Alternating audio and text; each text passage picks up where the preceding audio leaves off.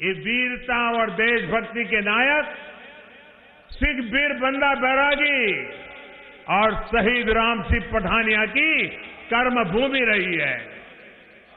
साथियों, गुरदासपुर ने समाज जीवन के हर क्षेत्र में पंजाब और देश का नाम रोशन किया है।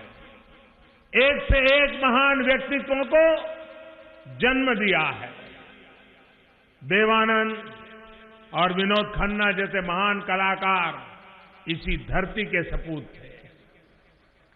विनोद खन्ना जी के निधन के बाद मेरा यह पहला गुरदासपुर दौरा है। आज उनकी कर्मभूमि में आकर मैं फिर एक बार उन्हें श्रद्धांजलि अर्पित करता हूं। भाई और बहनों, गुरदासपुर के हर व्यक्ति के लिए विनोद खन्ना जी का समर्पण और यहां के विकास के लिए उनके प्रयास आज यहां स्पष्ट दिखते हैं। वो एक आधुनिक, खुशहाल और संपन्न गुरदासपुर देखना चाहते थे। उनके इस सपने को हम सभी को मिलकर के साकार करना है। मुझे प्रसन्नता है कि केंद्र की एनडीए सरकार गुरदासपुर सहित पूरे पंजाब में विकास के लिए निरंतर प्रयास कर रही है।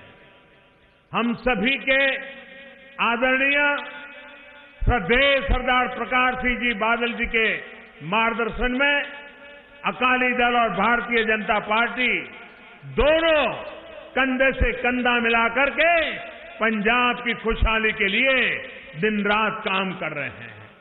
भाई और बहनों, विकास के अलग अलग पैमाने होते हैं, आयाम होते हैं।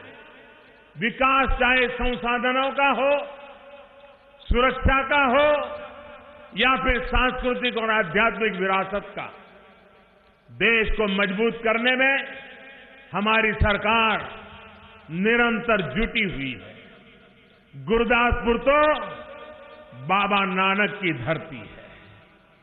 अगले वर्ष गुरु नानक देव जी की 550वीं जन्म जयंती आने वाली है। केंद्र सरकार ने तय किया है कि गुरु नानक देव जी ने जो संदेश दिया, किरत करो, नाम जपो, वंड छको, इसको दुनिया के कोने कोने तक पहुंचाया जाए। इसी भावना के तहत देश की सभी राज्यों के अलावा दुनिया भर में समारोह का आयोजन किया जाएगा। साथियों, हम सिर्फ गुरु के गौरव की ही बात नहीं कर रहे हैं, बल्कि उनके जुड़े तीर्थ स्थलों तक हर आस्था स्थान बेरोक टोक जा सके, इसके लिए भी प्रयास हो रहे हैं। भाई और बहनों, 7 दशक पहले भारत विभाजन के समय हमें उस पवित्र स्थान से दूर कर दिया गया था, जिस पर हमारा हक था। सिर्फ 3-4 किलोमीटर की बात थी, लेकिन उस समय की सरकार थी, वो आस्था के इतने पवित्र तीर्थ को भारत के साथ नहीं रख पाए। 7 दशक से अपने गुरु की तपोस्थली को देश दूरबीन से देखने के लिए मजबूर है। देश की भावना को देखते हुए, करोड़ों सिख भाई बहनों की मांग को देखते हुए एनडीए की सरकार ने करतारपुर कॉरिडोर बनाने का ऐतिहासिक फैसला किया।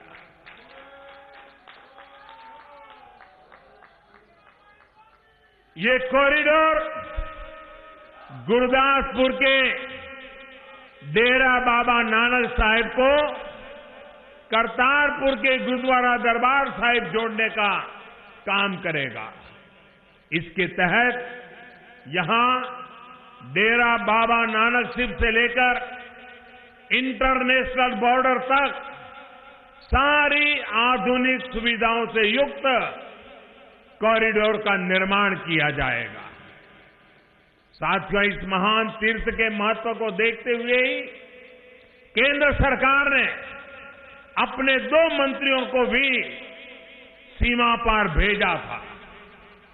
हरसिमरत जी के नेतृत्व में हमारा डेलीगेशन गया था, लेकिन पूरा देश गवाह है कि कैसे अपने राजनीतिक हितों को साधने के लिए कांग्रेस के नेताओं ने पाकिस्तान को मौका दे दिया।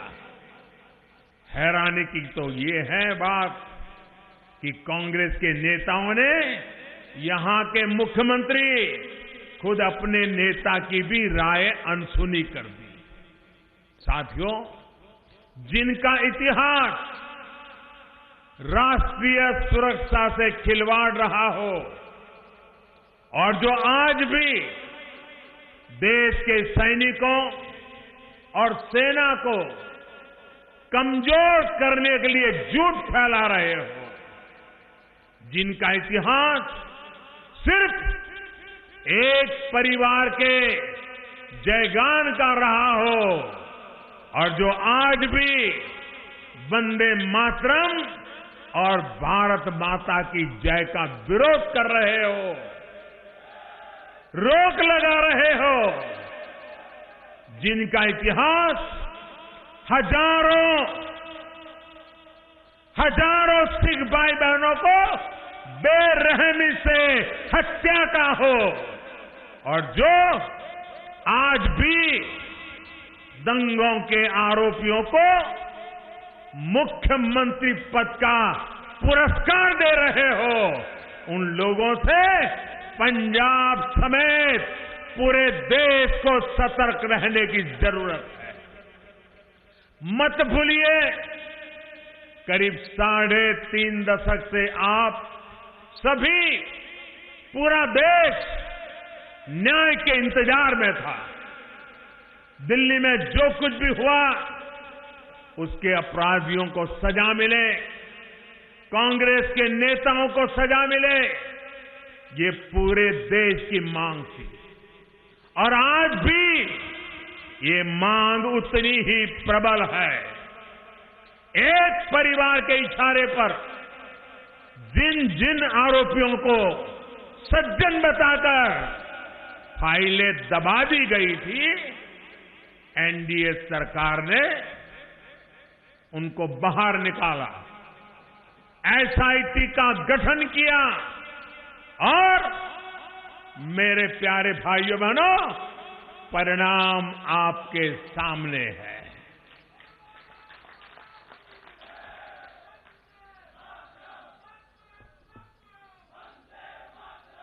साथियों, केंद्र की एनडीए सरकार किसान हो, जवान हो या फिर नौजवान, हर सपने, हर आकांक्षा, हर भावना को साकार करने के लिए पूरी ईमानदारी, पूरी क्षमता से जुटी है।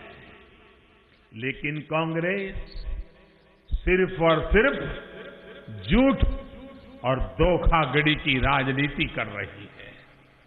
आप ये भी याद करिए कि कांग्रेस ने किसानों के साथ क्या किया। किसानों की बरसों पुरानी मांग थी कि स्वामीनाथन कमेटी के रिपोर्ट को लागू किया जाए, लेकिन जब तक केंद्र में कांग्रेस की सरकार रही, वो इसे टालती रही। किसानों की इस मांग को पूरा करने का ऐतिहासिक फैसला भी एनडीए की सरकार ने ही लिया। इस फैसले की वजह से लगभग 2 दर्जन फसलों का समर्थन मूल्य लागत का 1.5 गुना तय हुआ है। अब हम राज्य सरकारों के साथ मिलकर प्रयास कर रहे हैं कि इस फैसले का पूरा लाभ किसानों तक पहुंचे। भाइयों और बहनों, जो दशकों तक किसानों के दर्द का इलाज नहीं ढूंढ पाए, एमएसपी पर फैसला टालते रहे, वो अब फिर झूठे वायदों से किसान की आंख में धूल झोंकने में जुटे हैं। और मैं इनका पैटर्न भी आज खुलकर के आपको बताना चाहता हूं। 10 साल पहले जब 2009 का चुनाव सामने था, तब कांग्रेस ने किसानों को कर्ज माफी का ऐलान किया था। तो देश के किसानों पर लगा के चलो भाई, बाकी जो हो या न हो, इतना तो हो जाएगा। लोगों ने जम करके उनको वोट भी दे दिए। 2004 में जो सीटें मिली थी उससे ज्यादा सीटें भी मिल गई। किसान तो भला भोला भरोसा करने वाला होता है। उसने किसान कांग्रेस के सारे पाप जानते हुए भी भरोसा कर लिया, और भरोसे की सजा आज भी देश का किसान भुगत रहा है। भाइयों बहनों, ये काम उन्होंने किया किसानों पर। उस समय किसानों पर 6 लाख करोड़ रुपए का कर्ज था। आप सुनिए भाइयों बहनों, 2008-9 में कांग्रेस ने जब किसानों को कर्ज माफी का वादा किया और चुनाव में वोट बटोर लिए, तब 6 लाख करोड़ का कर्ज देश के किसानों पर था। उन्होंने कर्ज माफी की घोषणा की, लेकिन कर्ज माफी हुई सिर्फ 6 लाख करोड़ के सामने सिर्फ 60,000 करोड़। कितना बड़ा धोखा किया। बाकी सारे किसान इंतजार करता रह गया। पिछले साल इन्होंने कर्नाटक में भी कर्ज माफी का ऐलान किया था। मीडिया रिपोर्ट कहती है कि सिर्फ इन्हें गिने कुछ किसानों को इसका लाभ हुआ और बाकियों के खिलाफ कर्ज के नाम पर पुलिस के वारंट निकले हैं। किसान को घर छोड़ करके भागना पड़ रहा है। ये कर्नाटक का हाल करके रखा है। यहां पंजाब की स्थिति भी कुछ अलग नहीं है। यहां पर भी कांग्रेस कर्ज माफी का ऐलान करके वोट बटोर के ले गई, किसान के आंख में धूल झोंक करके खेल किया और सत्ता में आ गई। कांग्रेस ने वादा किया था कि यहां के किसानों का 10,000 करोड़ रुपए का कर्ज माफ करेंगे। ये वादा किया था कि नहीं किया था? उन्होंने वादा किया था कि नहीं किया था? ये वादा किया था कि नहीं किया था? अब 1.5 साल बाद सच्चाई क्या है? मैं तो मीडिया में कल ही एक रिपोर्ट देख रहा था। कांग्रेस के लोग अपनी बातों को और जनता को गुमराह करने के लिए बड़े बड़े कागज लेके संसद पहुंच गए थे। बड़े बड़े कागज लेकर के आए थे। उसमें वो लोग खुद ही, उन्होंने जो लिखा है, खुद ही दावा कर रहे थे कि सिर्फ 3400 करोड़ रुपए का कर्ज माफ किया है। अब मुझे ये नहीं मालूम कि कितने किसानों को सही में इसका लाभ मिला, क्योंकि कांग्रेस का इतिहास तो इसमें भी दागदार है। पहले की कर्ज माफियों में वो ऐसे लोगों के भी कर्ज माफी करते रहे हैं जो उसके हकदार ही नहीं थे, जिसका न खेत है, किसानी है, कुछ नहीं है। लेकिन पंजाब के लोगों को तो अब कांग्रेस ने खुद ने स्वीकार कर लिया है कि उसने ज्यादा नहीं किया है। 1.5 साल में सिर्फ 3400 करोड़ का कर्ज माफ। फिर ध्यान से सुनिए, अगर कांग्रेस का दावा सही है तो 1.5 साल में सिर्फ 3400 करोड़ कर्ज माफी कांग्रेस के लिए पंचवर्षीय योजना है क्या? किसान के मरने के बाद पहुंचोगे क्या?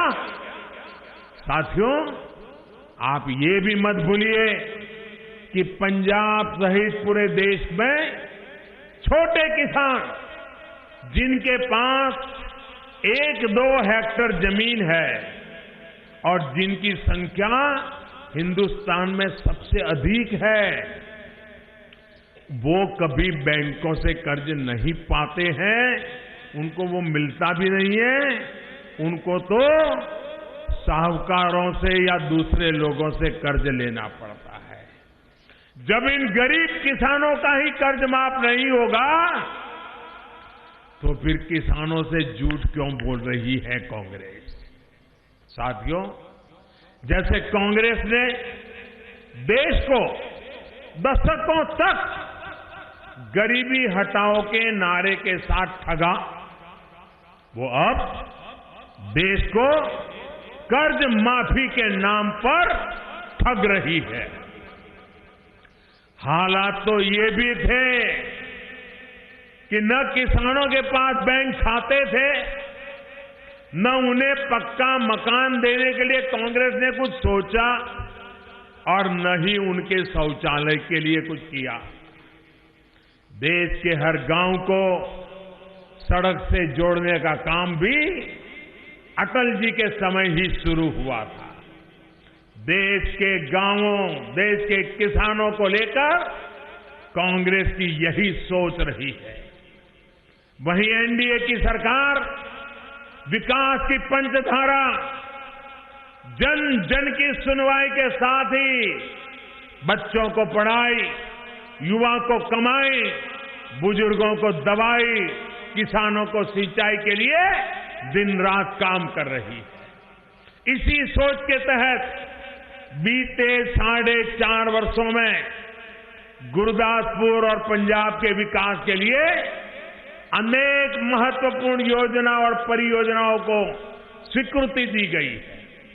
इनमें से कई पूरी हो चुकी है और बाकियों पर तेजी से काम किया जा रहा है।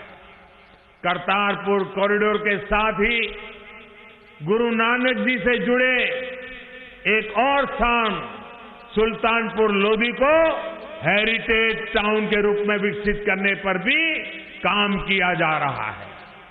भाई और बहनों, हमारी सरकार वर्ष 2022 तक किसानों की आय 2 गुनी करने का बहुत ईमानदारी से प्रयास कर रही है, निरंतर जुटी हुई है। साथियों, खेती को लाभकारी बनाने के लिए सरकार निरंतर ऐसे फैसले ले रही है जिससे समस्या को प्रभावी तरीके से खत्म किया जाए। किसानों का सशक्तिकरण ही, एम्पावरमेंट ही एनडीए सरकार का रास्ता है और यही हमारा लक्ष्य है। हमारा किसान ताकतवर बने, हमारा किसान सशक्त बने, इसी मकसद से हम काम कर रहे हैं। इसी सोच को साकार करने के लिए गुरदासपुर और पंजाब सहित पूरे देश में जमीनी स्तर पर काम किए जा रहे हैं।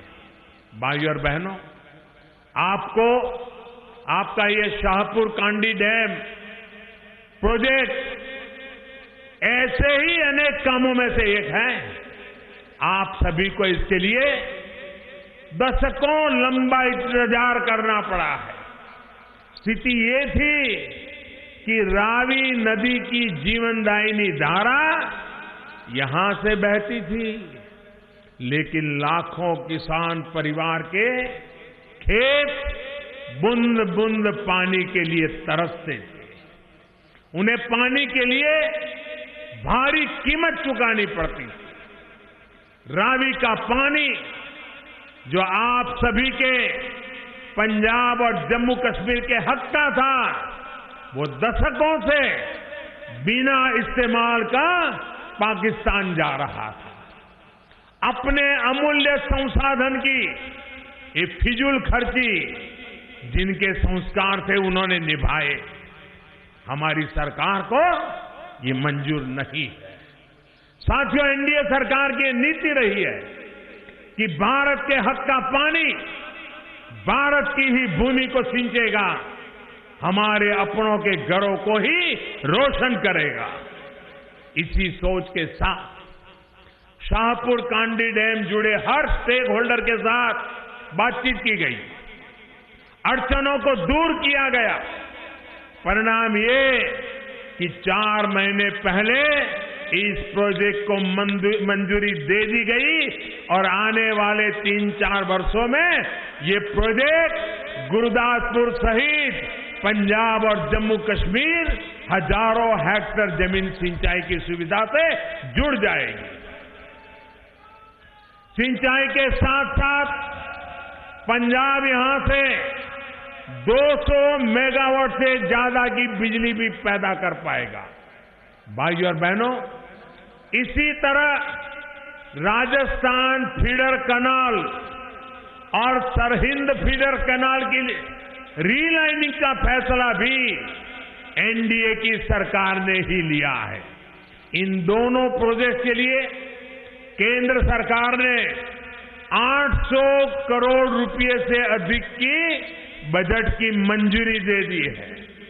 जब ये दोनों प्रोजेक्ट पर काम पूरा हो जाएगा, तब करीब 85,000 हेक्टेयर जमीन को वाटर लॉगिंग से मुक्ति मिलेगी।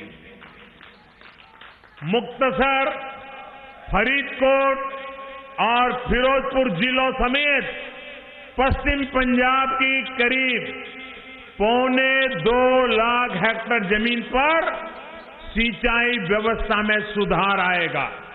साथियों, सिंचाई और सॉइल हेल्थ कार्ड के साथ साथ किसान की उपज को सही दाम दिलाने के लिए, उपज में वैल्यू एडिशन के लिए भी अनेक फैसले लिए गए हैं। किसानों का अनाज, फसल, सब्जियां, दूध बर्बाद ना हो, इसके लिए प्रधानमंत्री किसान संपदा योजना के तहत पूरे देश में व्यापक स्तर पर काम हो रहा है। आधुनिक गोदाम, कोल्ड स्टोरेज और फूड प्रोसेसिंग के कारखाने लगाए जा रहे हैं। यहां फाजिल्का में मेगा फूड पार्क ने काम करना शुरू कर दिया है, तो लुधियाना और कपूरथला के प्रोजेक्ट को भी मंजूरी दी जा चुकी है। इतना ही नहीं, पंजाब में 17 नए कोल्ड स्टोरेज या तो तैयार हो चुके हैं या फिर जल्द तैयार होने वाले हैं। इसके अलावा बठिंडा में IIFT यानी Indian institute of food processing technology में फूड प्रोसेसिंग ट्रेनिंग काम इंक्यूबेशन सेंटर शुरू किया गया है। साथियों, ऐसे अनेक प्रयासों से ही अकेले पंजाब में फूड प्रोसेसिंग से जुड़े प्रोजेक्ट के माध्यम से हजारों युवाओं को सीधा रोजगार मिला है। इतना ही नहीं, इन प्रयासों से पंजाब के 1 लाख से अधिक किसान परिवारों को लाभ मिला है। मैं पंजाब और देश के किसानों को ये भी जानकारी देना चाहता हूं कि पिछले महीने एनडीए सरकार ने जो एग्रीकल्चर एक्सपोर्ट पॉलिसी मंजूर की है, उससे भी आने वाले दिनों में किसानों का बहुत लाभ होगा।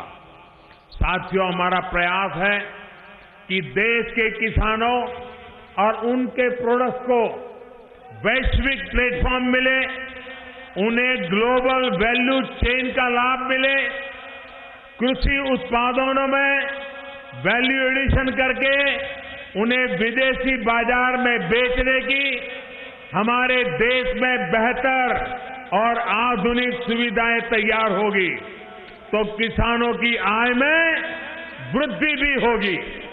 इसी विजन के साथ हमने नई पॉलिसी बनाई है और आगे बढ़ रहे हैं। भाई और बहनों, पंजाब में खेती के साथ साथ यहां के किसानों, यहां के मध्यम वर्ग की बाकी जरूरतों पर भी सरकार ने विशेष ध्यान दिया है। पंजाब की स्वास्थ्य सुविधाओं को बेहतर करने के लिए भी अनेक प्रयास किए गए हैं। बठिंडा में बन रहा एम्स इसी कड़ी में लिया गया एक महत्वपूर्ण फैसला है। इसके साथ ही पंजाब की 11 लाख से अधिक बहनों को मुफ्त रसोई गैस कनेक्शन दिया जा चुका है। यहां के युवाओं को 28 लाख मुद्रा लोन दिए गए हैं। करीब 2.5 लाख नौजवानों को स्किल इंडिया मिशन के तहत ट्रेनिंग दी जा चुकी है। बेटी बचाओ बेटी पढ़ाओ अभियान से पंजाब के अनेक जिलों में बेटियों की संख्या में बढ़ोतरी हुई है। साथियों, केंद्र सरकार अपनी तरफ से कोशिश कर रही है, लेकिन कुछ योजनाओं को लेकर राज्य सरकार को और गति लाने की जरूरत है, जागने की जरूरत है। राज्य में आवास योजना हो, अमृतसर, लुधियाना और जालंधर को स्मार्ट सिटी के तहत विकसित करने का काम हो, अमृत मिशन के तहत पंजाब के 16 शहरों में चल रहे काम हो, इनकी रफ्तार पूरे देश की रफ्तार की तुलना में आज पंजाब में धीमी पड़ गई है और इसके लिए राज्य सरकार को जागना पड़ेगा। जितना काम होना चाहिए नहीं हो रहा है। पंजाब सरकार से मेरा आग्रह है कि वो जनहित के इन प्रोजेक्ट को समय सीमा में पूरा करे ताकि लोगों को सुविधा मिल सके। साथियों, एनडीए सरकार में पूरी संवेदनशीलता के साथ चल रही है, जनभावना के साथ चल रही है। इसका एक बहुत बड़ा उदाहरण जीएसटी है। जैसे जैसे सुझाव मिलते जा रहे हैं, सरकार इसे और प्रभावी और सरल बनाने में जुटी है। गुरुघर हो, मंदिर हो, लंगर हो, भंडारे हो, एक समृद्ध और स्वस्थ परंपरा है। सेवा के भाव से, पूरी श्रद्धा के साथ, तन मन धन से हर आस्थावान यहां जुड़ता है। चाहे वो मंदिर हो, गुरुद्वारा हो, ये परंपरा सदियों से चली आ रही है। आस्था, श्रद्धा और सेवा के प्रयोजन को समझते हुए पूरी संवेदनशीलता के साथ इन सभी आयोजनों को जीएसटी के दायरे से बाहर रखा गया है। इसी प्रकार आज करीब 99% सामान और सेवा 18% टैक्स के दायरे से नीचे ला दिया गया है। पहले इनमें से अधिकतर सामान पर 25%, 30%, 35% तक कर लगते थे, टैक्स लगते थे। अब टैक्स तो कम हुआ ही है। आपको पता भी चल रहा है कि साबुन पर, जूते पर, कपड़े पर कितना टैक्स दे रहा है। पहले ये दिखता नहीं था, लेकिन वसूला जाता था। अब जो आप देते हैं वही आपको दिखता है। यही पारदर्शिता की व्यवस्था है जो न्यू इंडिया का आधार है। साथियों, घरों के निर्माण से जुड़ी प्रक्रियाओं और सामान पर भी जो जीएसटी लगता है, उसको भी हम एक संतोषजनक स्तर पर लाने के पक्ष में हैं। पिछली बार जीएसटी काउंसिल की बैठक में इस पर सहमति नहीं बन पाई थी। उम्मीद है आगे इस पर सार्थक चर्चा के बाद उचित फैसला होगा। वहीं जो व्यापारी कारोबारी बहन भाई हैं, छोटे उद्यमी हैं, उनके लिए भी जीएसटी को आसान करने की निरंतर कोशिश बीते 1.5 वर्ष से ही की जा रही है। अभी भी हम जीएसटी काउंसिल से अनुरोध कर रहे हैं कि जीएसटी फाइल करने के लिए उद्यमों की आय की सीमा 20 लाख है, उस 20 लाख को बढ़ा करके 75 लाख कर दिया जाए ताकि 75 लाख के नीचे वालों को इस झंझट से मुक्ति मिले।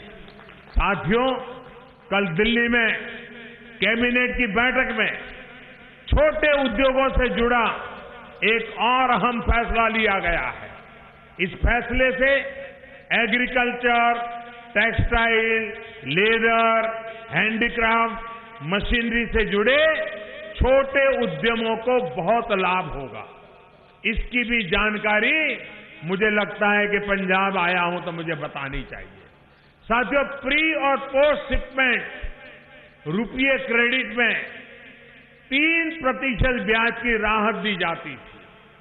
जो मैन्युफैक्चरिंग सेक्टर से जुड़े थे उन्हें इस सुविधा का लाभ मिलता था। अरसे से मांग हो रही थी कि इसमें जो मर्चेंट एक्सपोर्टर्स को भी जोड़ा जाए, जिनकी एमएसएमई सेक्टर में बड़ी भूमिका होती है। सरकार ने आपकी ये मांग मान ली है और इसका बहुत बड़ा फायदा एक्सपोर्ट से जुड़े छोटे उद्यमियों को होने जा रहा है। एक अनुमान के मुताबिक करीब 600 करोड़ रुपए का लाभ इन कारोबारियों को मिलेगा। पंजाब का एमएसएमई सेक्टर इतना विशाल और व्यापक है, निश्चित तौर पर कल जो फैसला हमने किया है उसका ज्यादा लाभ पंजाब के लोगों को, छोटे एक्सपोर्टर्स को अवश्य मिलेगा। बहनों और भाइयों, हम सभी एनडीए का एक एक कार्यकर्ता करोड़ों पंजाब वासियों के साथ मिलकर देश के विकास के लिए प्रतिबद्ध है। जो भी सपना आपने अपने लिए, अपने बच्चों के लिए देखा है, वो हमें पूरा करना है। कुछ दिनों में गुरु गोविंद सिंह जी की जयंती भी आने वाली है। सत्य के लिए और अन्याय के खिलाफ खड़े होने का जो रास्ता उन्होंने हमें दिखाया है, उसी पर हम आगे बढ़े। इसी विश्वास के साथ इतना बड़ा सफल कार्यक्रम करने के लिए आप सबको मैं हृदय से बहुत बहुत धन्यवाद देता हूं। जो बोले सो सत श्री अकाल। बहुत बहुत धन्यवाद मोदी जी। मैं सब पंजाब वासी जिहड़े थे इस समागम च आए ने